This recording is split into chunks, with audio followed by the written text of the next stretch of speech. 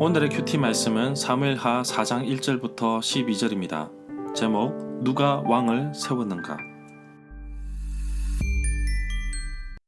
먼저 앞뒤 문맥을 살펴보겠습니다.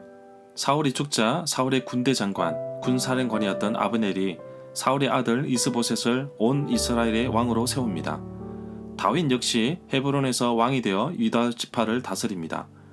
두 가문 사이에 오랫동안 싸움이 있었는데 다윗의 왕가는 점점 강해지는 반면 사울의 왕가는 점점 약해져 갔습니다. 아브넬이 이스보셋을 배신하고 다윗에게로 가려고 합니다. 다윗을 향한 아브넬의 열심이 대단하였습니다. 아브넬은 이스라엘 장로들에게 다윗을 왕으로 지켜 세우며 백성들을 설득하려고 합니다. 다윗을 직접 찾아갔었는데 다윗은 아브넬을 위해 잔치를 베풀었고 평안히 돌려 보내줍니다. 이때 전쟁터에서 돌아온 요압은 이 모든 사실을 못마땅하게 생각합니다. 요압은 사람을 보내어 아브넬을 다시 불렀습니다. 자기 동생 아사헬을 죽인 아브넬에게 복수하기 위하여 요압은 아브넬을 살해합니다.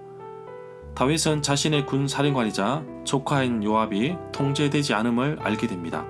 그래서 다윗은 여호와께서 직접 요압의 집안에 벌을 내리시기를 바랄 뿐입니다.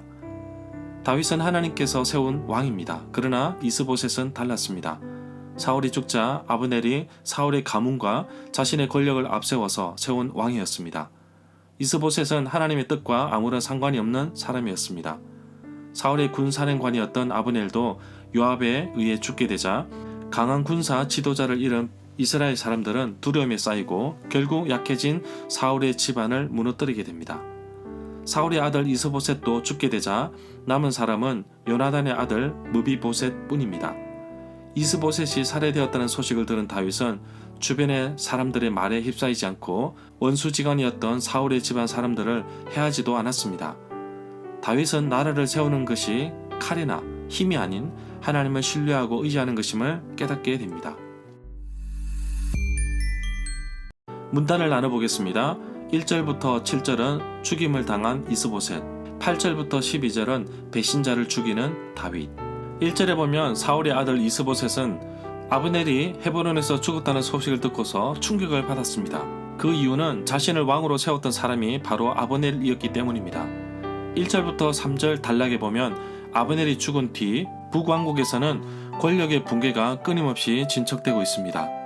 사울의 아들 이스보셋은 다윗이 더 이상 심각하게 고려할 적수가 아니었던 것 같습니다. 2절에 보면 사울의 아들 이스보셋에게 군 지휘관 두 사람이 있었는데 한 사람의 이름은 바하나 또 한 사람의 이름은 레갑이었습니다. 그들은 브에롯 사람 림몬의 아들로서 베냐민 사람이었습니다. 브에롯도 베냐민 족속으로 역임을 받았습니다. 여기에서 브에롯에 대해서 알아보겠습니다.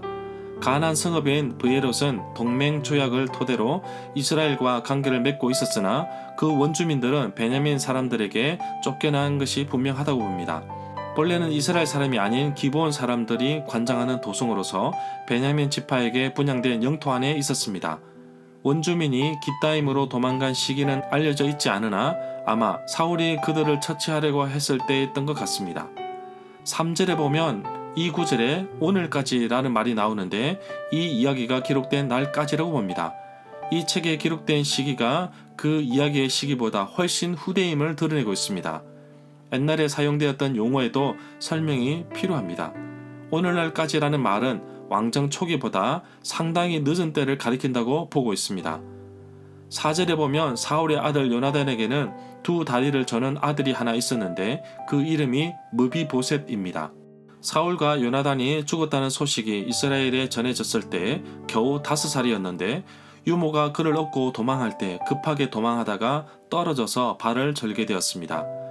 갑자기 므비보셋이 등장하는데 저자는 이스보셋과 정반대되는 인물로 소개하고 있습니다. 나중에 므비보셋은 다윗에게 굴복하고 정중한 대접을 받습니다.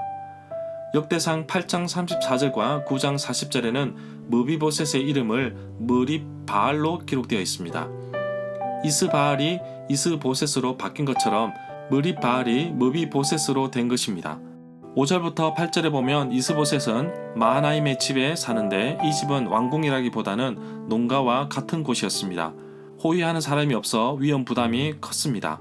레갑과 그의 형제 바하나가 밀을 가지러 온 사람처럼 꾸미고 집으로 들어가서 이스보셋의 배를 찔러 죽였습니다. 림몬의 아들 레갑과 바하나가 죽은 이스보셋의 머리를 가지고 헤브론으로 가서 다윗에게 주었습니다.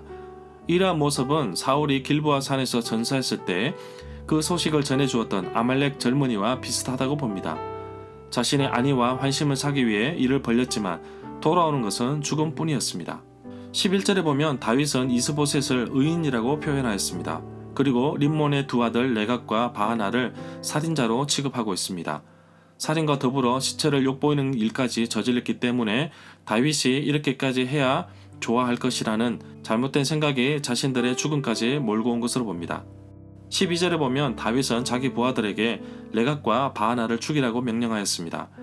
그들은 레갑과 바하나의 손과 발을 헤브론 연못가에 달아매었습니다. 그러나 이스보셋의 머리는 가져다가 헤브론에 있는 아브넬의 무덤에 묻어주었습니다. 다윗은 아브넬의 장례도 이스보셋의 장례, 비록 몸 대신 머리라도 잘 치러주었습니다. 비록 적국의 군대 장관 그리고 왕이었지만 다윗은 온 이스라엘을 품고자 했던 마음이었기 때문에 죽은 이들까지 품는 모습을 보이고 있습니다. 절마다 상세한 설명과 구절에서 그리고 핵심 내용과 중심 줄거리는 네이버 블로그에 올려져 있습니다. 내게 주시는 교훈입니다. 아브넬이 죽자 이스보셋의 진영은 힘이 없이 무너지는 모습을 보게 됩니다. 다윗도 군대 장관 요압을 많이 의지하고 있는 상황이라 무너지는 것은 어느 나라든 동일한 상황이었습니다. 자신을 세웠던 사람이 죽었으니 이스보셋은 두려움에 사로잡힐 수밖에 없었습니다. 그러나 다윗은 두려워할 필요가 없는 이유는 하나님께서 다윗을 세우셨기 때문에 염려할 필요가 없어 든든하였습니다. 이스라엘 역사를 돌아보면 대개 반역의 반역을 그리고 자신의 신하들에게 죽는 경우들이 많았습니다. 최측근에게 암살당하고 만 것입니다. 결국 사울의 마지막 남은 아들마저 죽었고 요나단의 남은 아들 무비보셋을 소개하고 있습니다.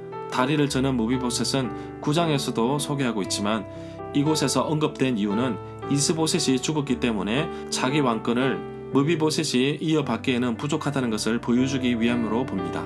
어리석은 레합과 바하나는 이스보셋의 시체를 가지고 다윗에게로 가져갑니다. 아무래도 자신들의 공로와 취직을 통해 큰 상급을 바랬던 것 같습니다.